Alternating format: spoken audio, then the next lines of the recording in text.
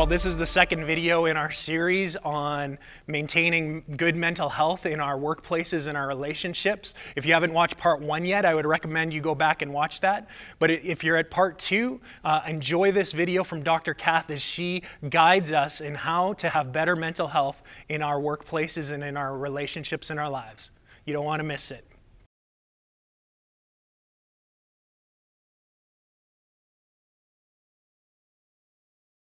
So the next one of the things that have a major impact on mental health is the environment.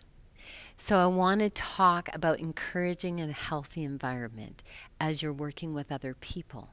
So we tend to think of ourselves as helping when we're sitting with a person head to head and most often telling them what to do. But even if we don't want to tell them what to do or know that we don't necessarily need to, we still tend to think of ourselves as helping another person when we're head to head listening, we're talking about the problem, or we're talking them out of the problem, or however we're looking at it. But I want to suggest that when we are creating environment around us, we are actually helping people. We're actually helping people to flourish when we encourage a healthy environment. So the way that I respond to other people is going to make a difference in how well they do, how much they flourish. A child that grows up in a home where they are told things like, you're not good enough, you're not getting it right, you need to be more like your sibling, shape up or ship out, whatever, they're going to grow up with a lower sense of well-being. A person who works in an environment where there's tension that's held under and not dealt with, where there's expectations but not authority to go with those expectations, where people aren't treated well, where they're not treated with kindness and empathy and understanding. In those environments, people don't tend to flourish. But environments where those things are done in a positive way, people are going to flourish. So we are actually helping people when we create a healthy environment. So I want to dig into that a little bit. So I'm pulling together things as I talk from earlier sessions as I talk about this stuff. So I've talked about type A, type B personalities, that comes into this. I talked in earlier sessions about significance and security. That becomes important as we talk about the environment. So here are some factors that improve well-being that make a difference in the environment. The first one is a sense of control or choice. So when I was raising my kids, and they were quite young, I could give them choices. And as they grew up, I increased the choices that they could make until now I don't have much choice on their life at all. Maybe some influence, but not much choice. When they were quite young, the question was not, do you want to wear a shirt or not? The question was, do you want the blue one or the red one? Because they had to wear a shirt. And that was a question when my kids were young.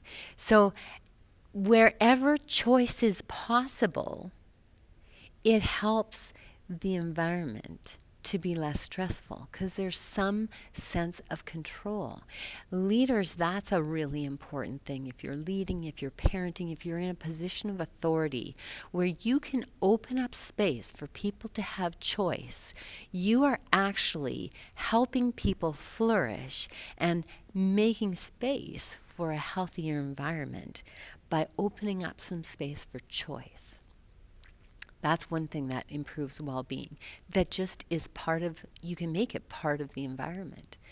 The second is perspective. Now, I've already talked about that with the type B personality. That also impacts well-being. And I think I've shown in the last session that for the type A personality, their perspective is okay, as long as they're doing healthy things with those emotions.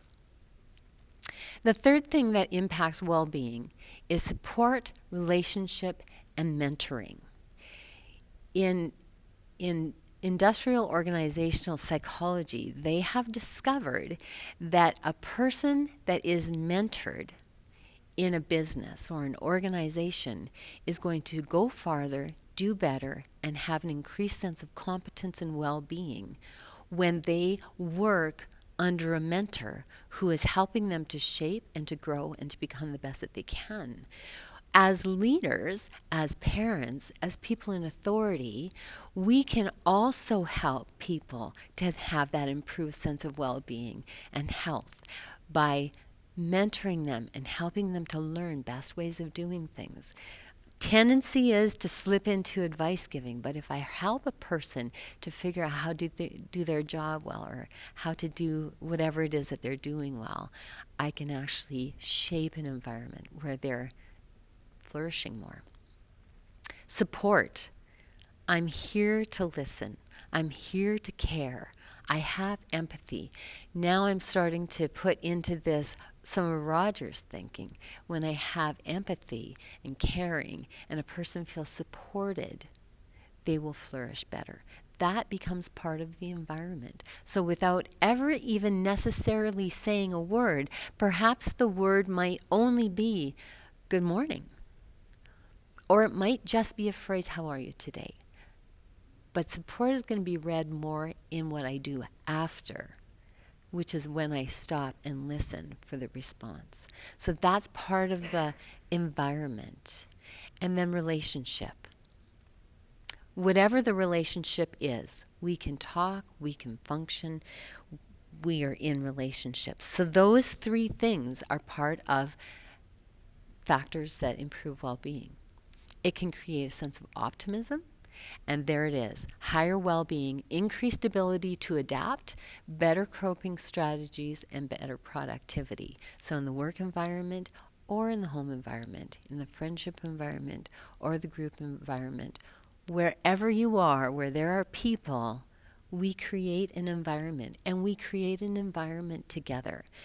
And you don't need a specific kind of personality, and I'm not just talking about type A, type B here. I'm talking about gregariousness or quietness, introversion, extroversion. I'm talking about just personality, how you are, how you do life in the world. You don't have to be a specific kind of personality to create a healthy environment. You just need those qualities. Empathy. I'm here, I'm listening, I'm going to help you be the best that you can be. And just by being that, whatever personality you come with, is going to help people to flourish, and I choose to be that way. More factors that improve well-being. Feeling valued or feeling like I contribute. That's significance. There is a sense of competence, there's a sense of confidence, there's a sense of optimism that grows when I feel like you value my opinion. I've listened to lots of people who've sat in groups where when they leave feeling really awful because it was like, I don't think it made a difference to a single person that was there. They didn't listen to a word I had to say. If I died tomorrow, nobody would care. People do well when they feel valued, when they feel like I make a contribution. It matters that I'm in the room. So that improves well-being. So when I'm communicating to other people that I'm glad you're here right now, I am actually contributing to their sense of well-being, to their health, to their mental health. That is good for people, for them to know that I notice them, that I care about them, that I'm glad they're there, that they've made a contribution to our conversation, my life, or whatever. Really important. And just in communicating that, the environment changes. And it's important that I am careful, aware to do that to anyone that is in the room with me. One skill of a really great leader is being able to balance out the contribution of different people in the room so that every person in the room, whether quiet or more talkative, know that it matters that they're there, that we notice them, that we hear them. That contributes to well-being. Inspiring confidence. That little word zap right there is a little book. It is actually called Zap, and it's in the bibliography that's attached to these presentations. That book is about, he goes into, I believe he calls it the fifth dimension, where he sees people and he sees them going through talking to each other, and it's like you see the environment around them, the space around them in different colors. And when those people leaders would talk to their employees, and certain leaders, when they would talk to the employees, the air would go all blue and green, and the person's head would go down and they'd walk away. And this author would say that sapped them. I want to say his name is Byham. That sapped them. It took away their strength. They felt like they didn't have any confidence as they walked away. The ones where when they walked away, their head went up and they stood straight and the air around them went red, they zapped them. And that zapping was basically saying, you're worthwhile. I want to hear what you have to say. You matter. Thank you for doing a good job. This is what you did well. You can do that as a boss. You can do that as a leader. You can do it as an authority or as a parent or as a group leader, as a friend, as a mentor. Inspire confidence. Zap them. Self-efficacy is the internal belief that I can use my knowledge and thoughts to do the work that is expected of me in any given environment.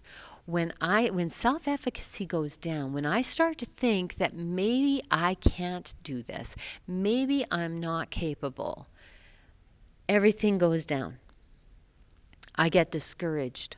And in that kind of a state, that's when I'm going to be more heading into the negative mental health space.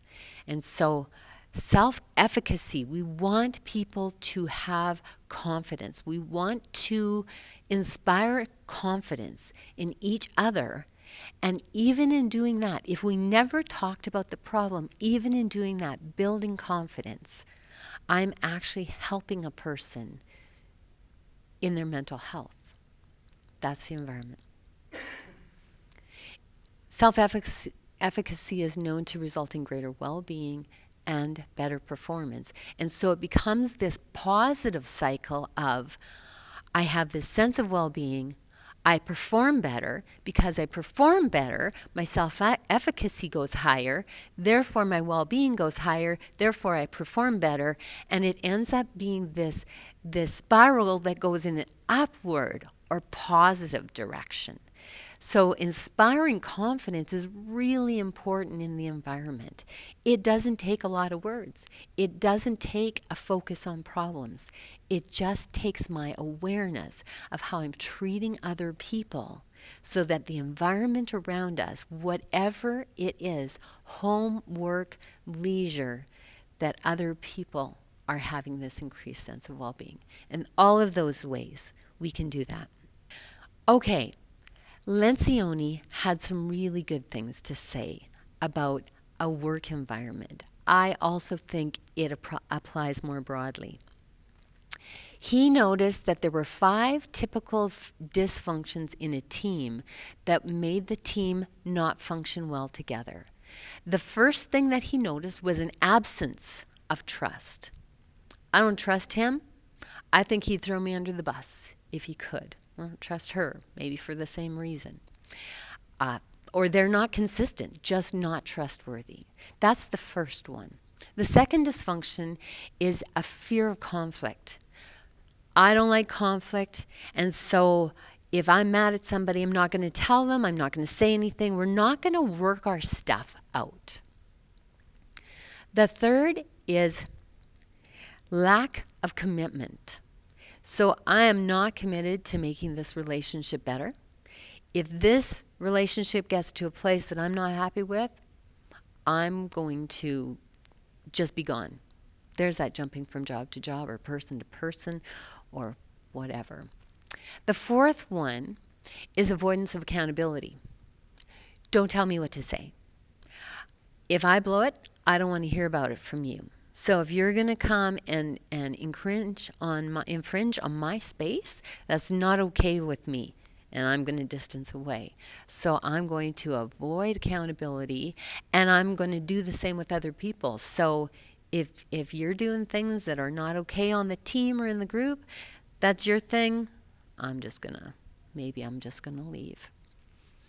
And the last one, 5, is an attention to results. So doesn't matter to me how this turns out.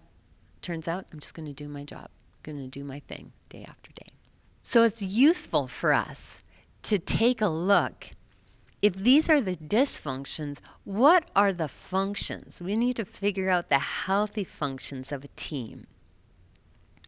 So if absence of trust is a dysfunction, then authenticity is a function. Now I'm starting to get even more repetitive. So ability to trust then becomes authenticity. Fear of conflict becomes facing conflict.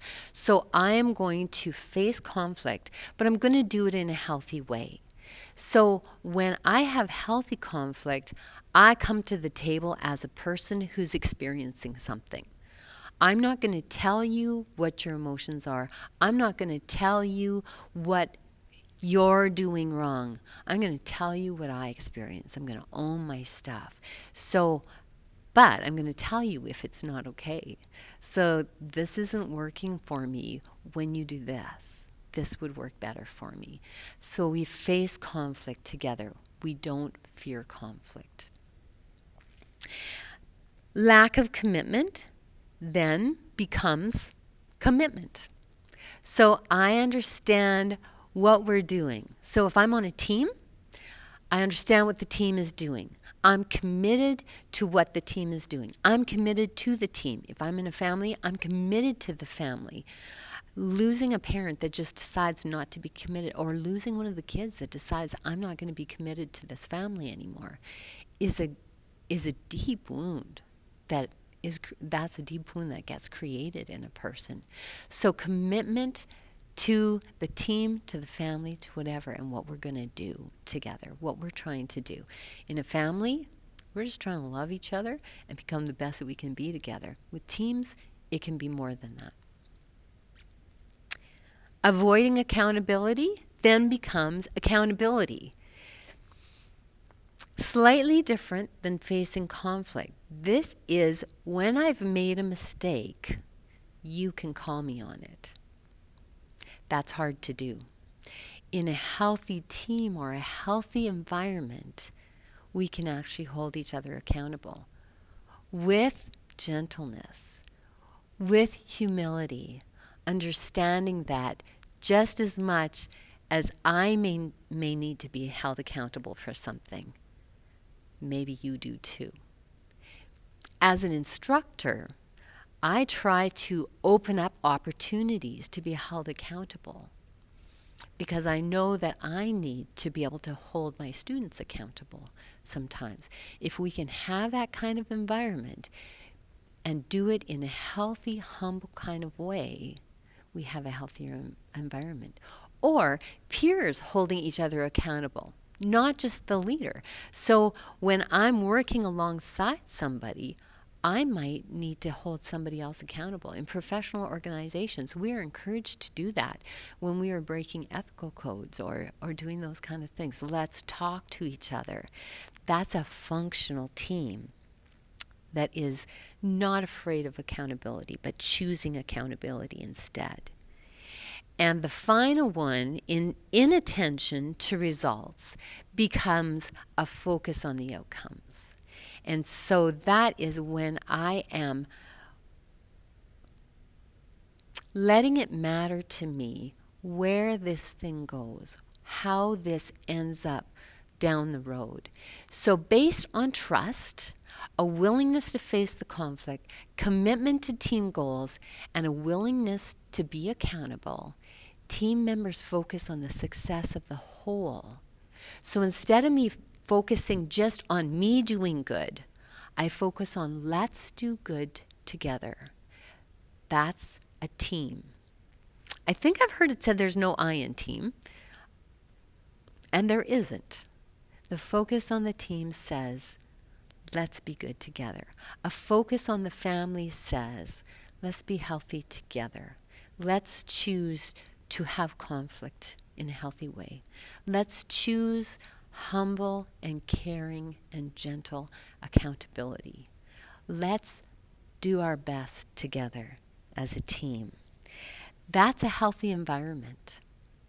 When I'm willing to participate in an authentic way, trusting, facing conflict, and all of those things, when I'm willing to contribute to that kind of an environment, I am actually making space for increased, better mental health in the other people around me without ever necessarily saying a word about a problem or about mental health or mental illness. So the third factor, major factor that contributes to mental health or negative mental health is physical health. We are impacted by our physical health emotionally and mentally. We are not three separate things that can function in separate ways. We are like whole beings that are emotional, mental, physical, and spiritual. So as a whole person, we have all those pieces, and right in the center of it all is the spiritual that ties it all together.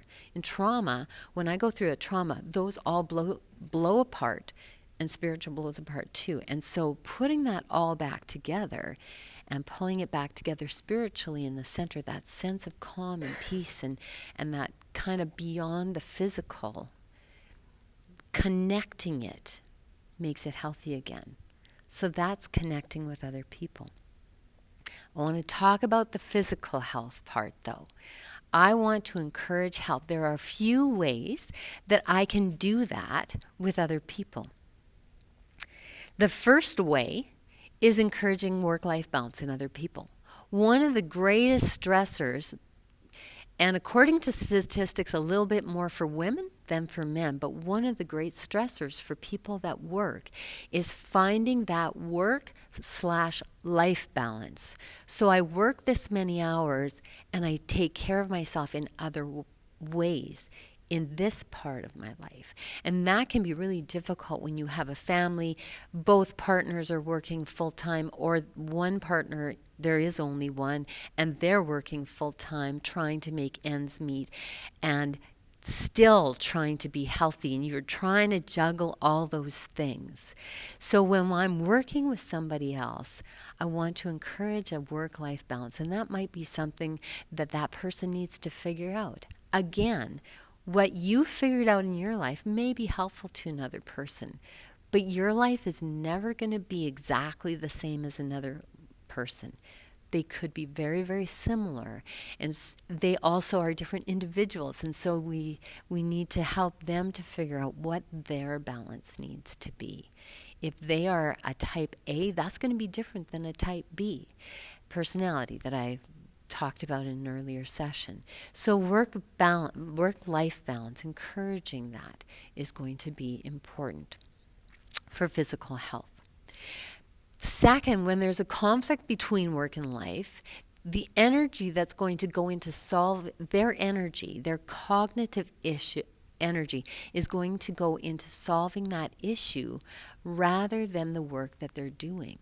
And so if they are really struggling with that, they need to figure out how they're going to balance that, because we only have the frontal lobe that does that focused thinking work only has so much space. And so if there is this work-life balance thing going on, they're going to have a hard time focusing on cognitive tasks until that balance gets back into line.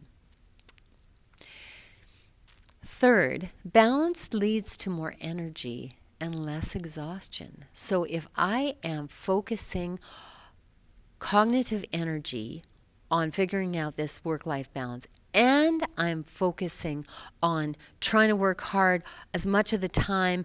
And when I'm off in the evening, I'm also fretting over the fact that I'm feeling really overwhelmed at work. I'm burning a lot of energy. When I'm off, I need to be off. When I'm out for a walk in nature, I need to be thinking about nature. And it's probably not so much thinking as just experiencing it. So when I have more balance, I'm going to be less exhausted. Energy is going to come up. But I do need to balance it. So stressing and worrying about things that is coming up tomorrow or that I did earlier today is going to be taking away my energy. So when I balance, I need to be balanced over there. So when I'm working, I want to work. When I'm playing, I want to play. When I'm caring for my kids, I just want to be loving them and caring for them. I want to be balancing those things so that my energy levels are benefiting from that. So the next thing we want to do is we want to make space for physical resilience. So this is going to sound somewhat repetitive because what is good for you as a person in your mental health is good for whoever it is that you're working with.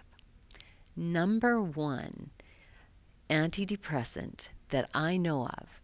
This is the best antidepressant. It has the best side effects. And the other piece that makes it really healthy is that you can do it with other people.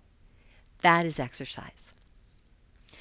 Exercise releases those chemicals like endorphins and other chemicals that you might find in an antidepressant or in different antidepressants. And the side effects are health. Now, I just talked about work-life balance. And in this, that becomes important as well because we need to do that in balance. You cannot over-exercise. Your body isn't made to do that. It needs a balance between rest and exercise as well. So I want to say that in a balanced way, but it will provide the antidepressant effect and good side effects, and it's good to do together. A good game of squash or tennis or playing in the water is just good for the heart physically and the emotional heart as well. So we have COVID. So sometimes we have access to gyms, sometimes we don't. How do you get exercise when you're stuck in a house that's 1,000 square feet, 700 square feet? What can you do? Here's some thoughts.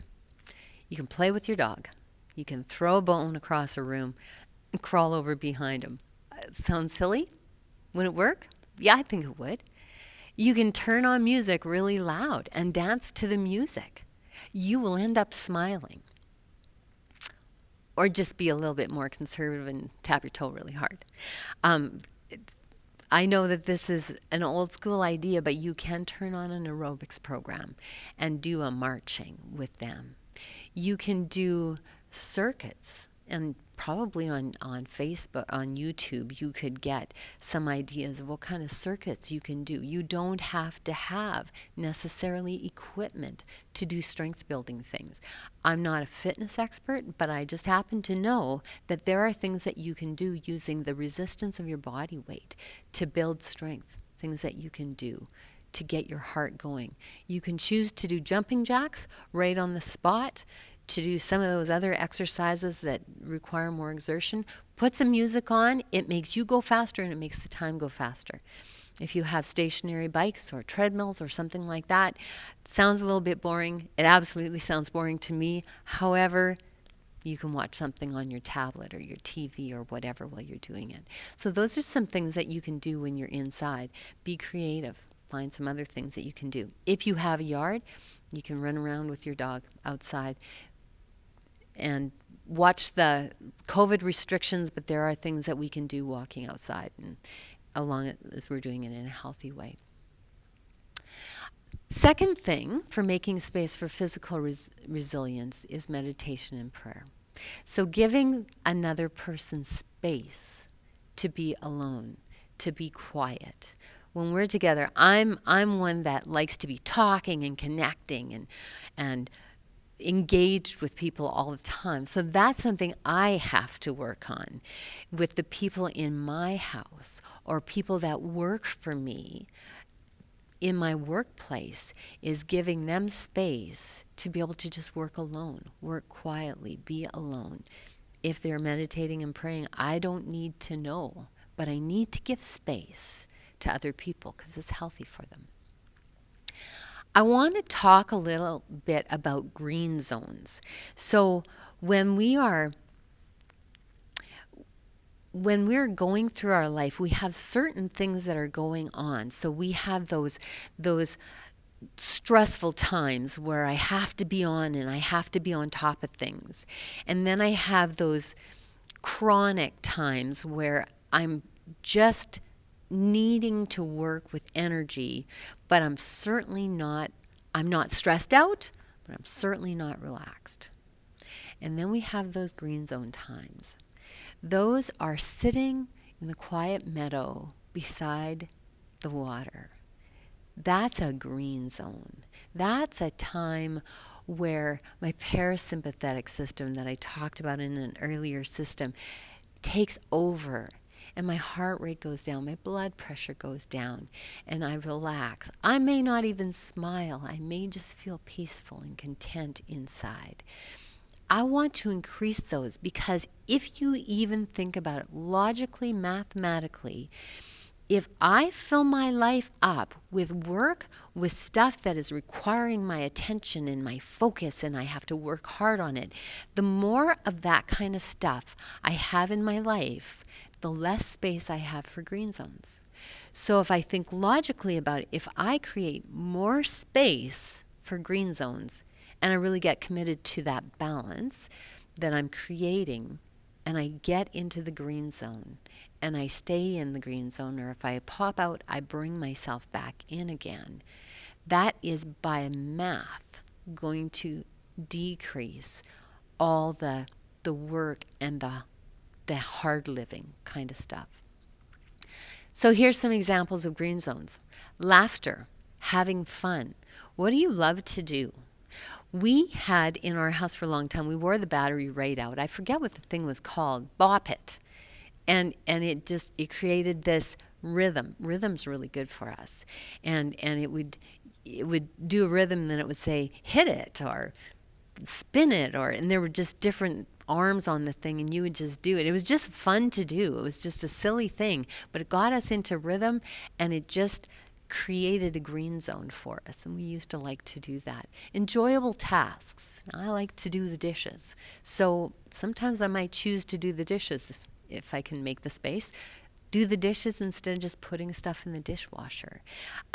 It might be sitting down and coloring. It might be whatever it is, the tasks that you love to do or enjoy doing.